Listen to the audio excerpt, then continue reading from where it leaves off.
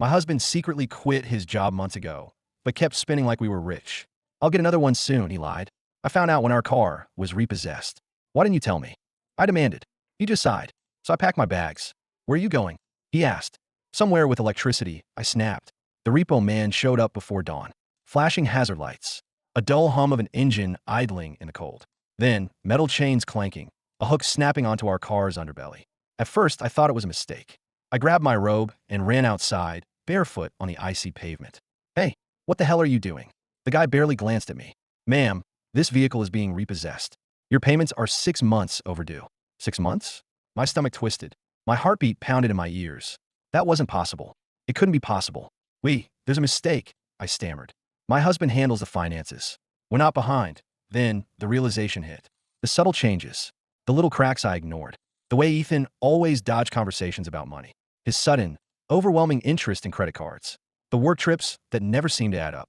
I turned toward the house, rage boiling under my skin. Inside, Ethan was still asleep, sprawled across our bed like he hadn't just wrecked our lives. I shook him hard. Ethan, get up. Now. He groaned, blinking clearly. What? They're taking the car. 6 months behind. 6 months, Ethan. My voice cracked. What the hell is going on? A flicker of guilt crossed his face.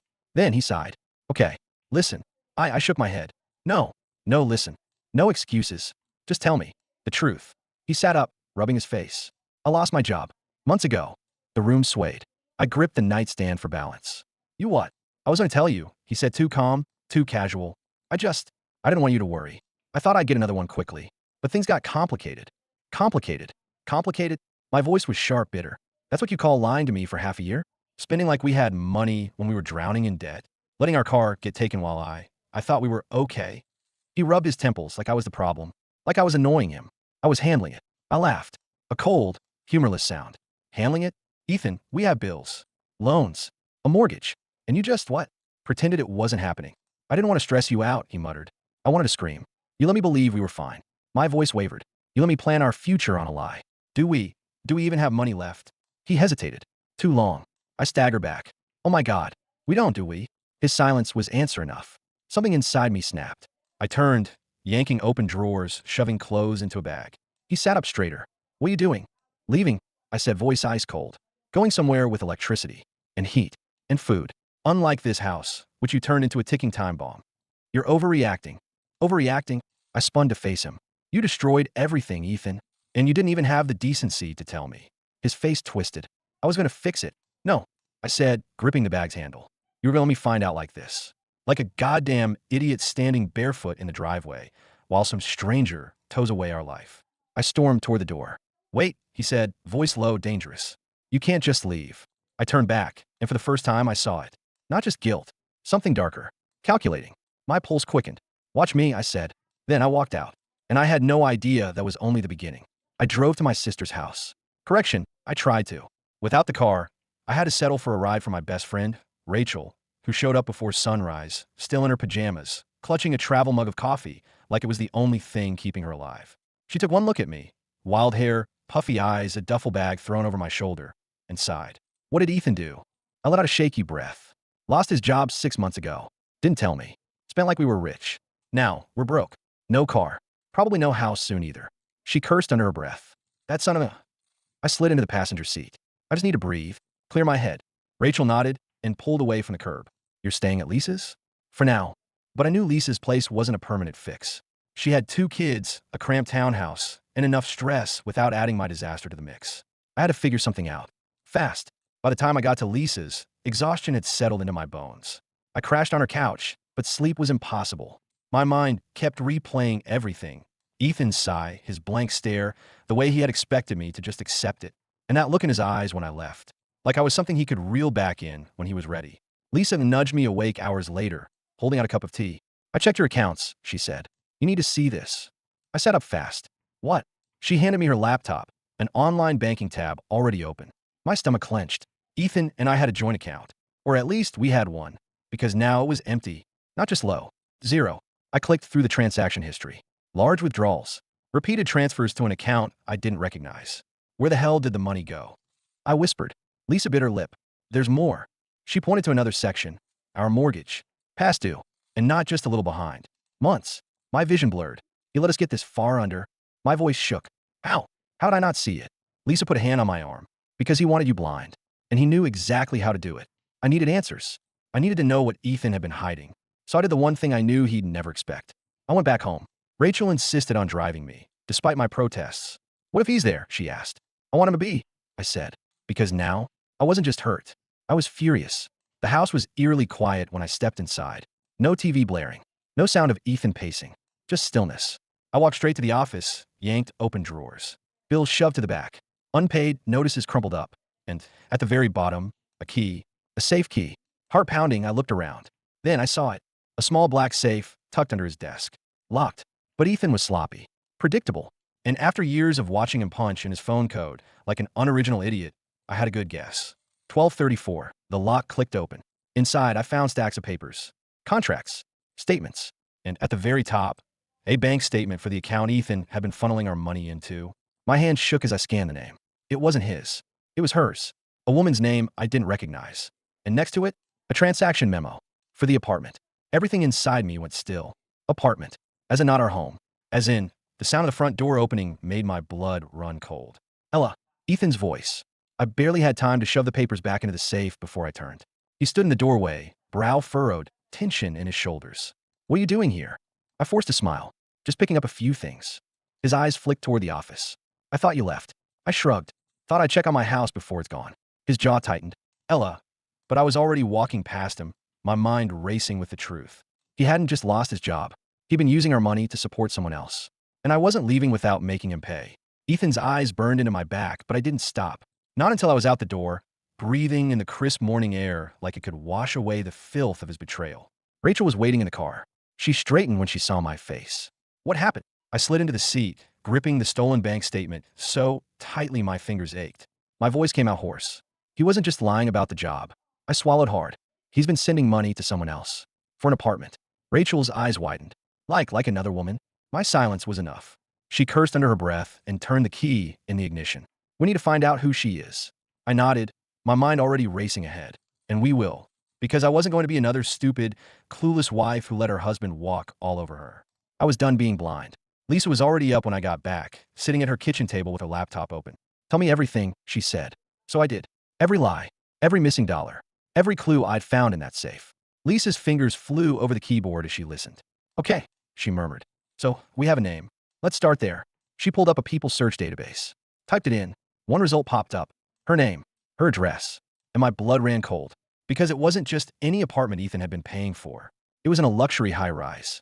The kind with floor-to-ceiling windows. A concierge. A price tag that made me want to throw up. I gripped the table. He let our house fall apart, while he was putting someone else in a penthouse. Rachel looked over my shoulder and whistled. Damn, he wasn't even trying to be subtle. Lisa clicked on the listing. Rent's nearly $4,000 a month. My stomach churned. That was more than our mortgage. More than he'd ever spent on me. I exhaled sharply. We need to go there. Lisa hesitated. Ella. But Rachel was already grabbing her keys. Let's bust his little fantasy world wide open. The building was even more obnoxious in person. Glistening glass, marble floors, the kind of place where the doorman judged you the second you stepped inside. Rachel and I strode past him like we belonged there. Lisa had found the apartment number. 17C. My pulse thundered as we rode the elevator up. This was it. No turning back. I knocked. Footsteps. The door opened. And there she was. Blonde. Younger than me. Wearing an expensive silk robe like this was some damn movie, and she was the lead actress. Her brows furrowed. Can I help you? I smiled all teeth. I think you can. Her gaze flicked between Rachel and me. Wary now. Sorry. Do we know each other? My grip tightened on the bank statement. No, but you know my husband. The color drained from her face. Her hand flew to her throat. Wait, you're the wife, I said coolly. The one whose money has been paying for this place. She opened her mouth. Closed it. Then she laughed. I blinked. What's so funny? She shook her head, biting her lip. It's just another laugh, this one almost bitter. You think I'm the other woman? Rachel stiffened. Yeah? Unless you're about to tell us Ethan's been paying for some long-lost cousin. The woman, Alyssa, I reminded myself, sighed. Come inside. I hesitated, but curiosity won. The apartment was immaculate. Too immaculate. Like a model home no one actually lived in. Alyssa crossed her arms. Look, I'm sorry you had to find out this way. But Ethan isn't just lying to you. He's lying to me, too. I narrow my eyes. What does that mean? She let out a humorless chuckle. It means I was supposed to be his investor. He told me he had this big business plan, a new company, something that would make us both rich. She shook her head. I wired him hundreds of thousands of dollars over the last year. And surprise, surprise, there was no company. My stomach dropped. Rachel gaped. Wait, he scammed you. Alyssa rubbed her temples. Oh, honey, he scammed a lot of people. The floor tilted beneath me. This wasn't just an affair. It was a fraud. I took a slow breath, forcing my voice to stay steady. So let me get this straight. My husband didn't just ruin my life. He ran some whole damn con.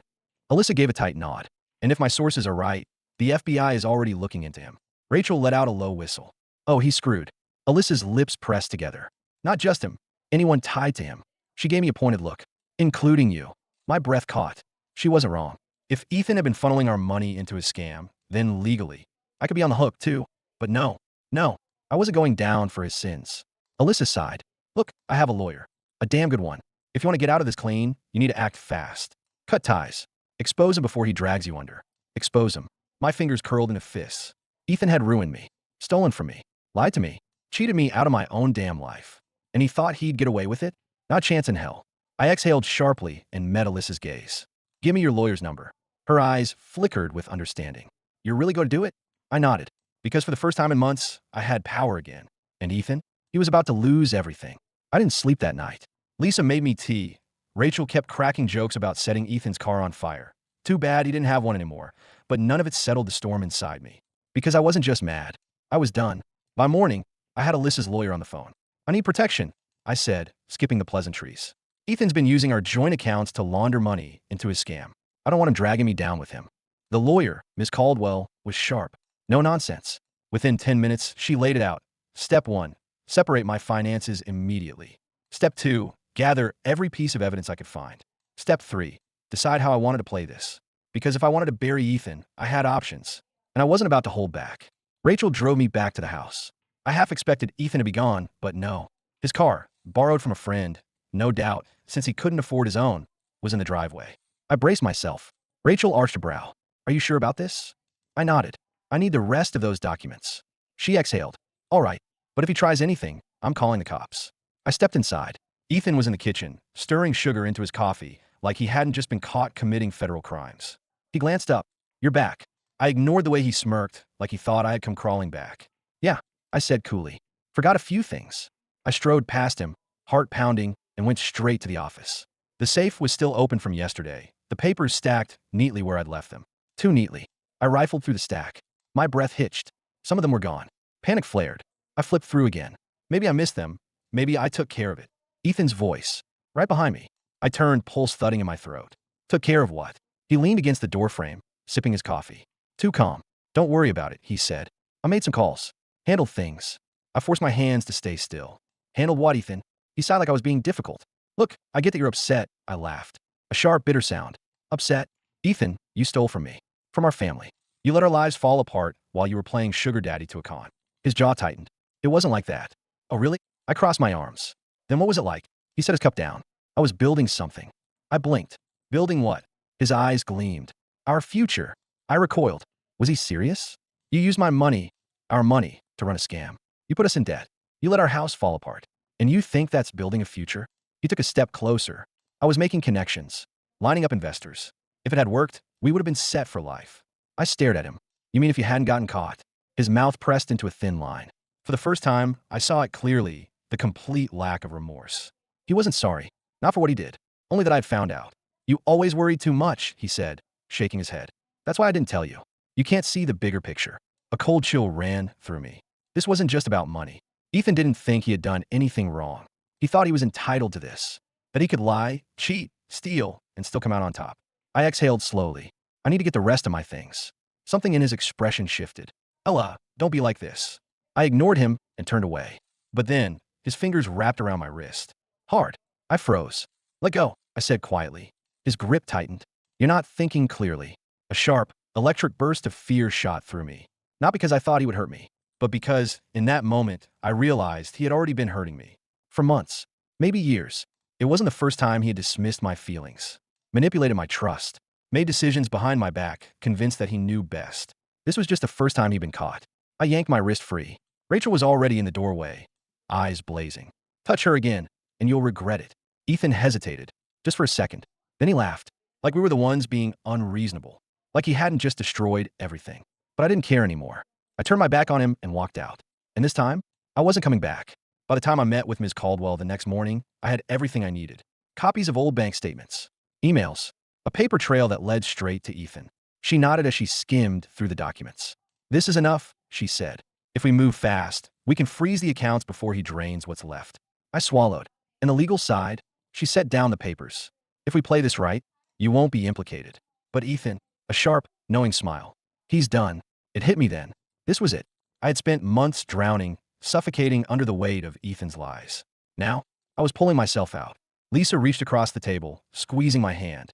Rachel grinned. "So, when do we watch his world burn?" I exhaled. "Now." Miss Caldwell stood. "I'll make the calls." And just like that, the dominoes started to fall. Ethan's world didn't crumble all at once. It happened in pieces. A frozen bank account here. A closed-off credit line there. The slow, creeping realization that his little empire of lies was caving in. And me? I had front row seats. 2 days after meeting with Miss Caldwell, I got the call. "Your financial separation has been processed," she said. "Your name is off the joint accounts. Legally, you're protected." I exhaled, gripping the phone. "And Ethan?" She paused. Then, the best news I'd heard in months. "The authorities are officially looking into him." A rush of relief swept through me. It wasn't over. Not yet. But the trap had snapped shut. He couldn't touch me anymore. Rachel practically danced around the kitchen when I told her. Lisa clapped her hands together. He's finally getting what he deserves. I wanted to believe that. But Ethan wasn't the type to go down quietly. I didn't plan on seeing him again. But fate, or karma, had other ideas. It was a week later. I was at Lisa's, flipping through job listings when my phone rang. "Ethan."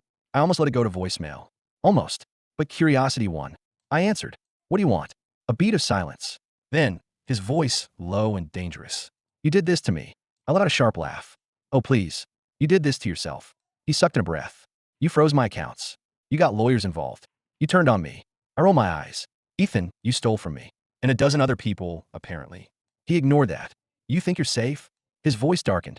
"You think they'll believe you had nothing to do with it?" A sliver of unease crawled up my spine. But I shoved it down. I wouldn't let him scare me. "You sound nervous," I said. "Afraid they'll dig too deep?" He went silent. And for the first time, I knew he was afraid. Not me. Not losing me. But of losing everything. I smiled. Sharp and cruel. "Good luck, Ethan." Then I hung up. The next time I saw Ethan, it wasn't by choice. It was in the news. Alyssa's lawyer had gone public. The FBI investigation had turned up more victims. Investors Ethan had scammed. Former clients he had drained dry. And the kicker? They had enough to charge him. Wire fraud. Money laundering. Identity theft. I sat on Lisa's couch, watching the screen as a reporter listed the charges. A clip of Ethan flashed across. His mugshot, eyes hollow, lips pressed into a tight line. For months, he had acted untouchable, like he could talk his way out of anything. But there he was, caught, exposed, ruined. Rachel popped open a bottle of wine. "To karma," she said, grinning. Lisa lifted her glass. "To Ella, for finally getting free." I smiled, but it was bittersweet, because even with Ethan gone, there was still damage left behind. The debt, the wreckage of my old life. The bruises his lies had left on my trust, my confidence, my heart. But I wasn't broken. Not anymore. 6 months later, I signed the lease on my own apartment. Small, cozy, mine. No hidden lies. No missing money. Just a fresh start. I stood by the window, staring at the city lights, and exhaled. For the first time in a long time, I felt light. Free. Rachel plopped onto my couch, flipping through her phone. "You see the news?" I raised a brow. "What now?" She smirked. "Ethan took a plea deal. 5 years." I blinked. 5 years. I thought I'd feel vindicated. Triumphant. But all I felt was done. Because this wasn't about him anymore. This was about me. And for the first time in forever, I was excited for what came next.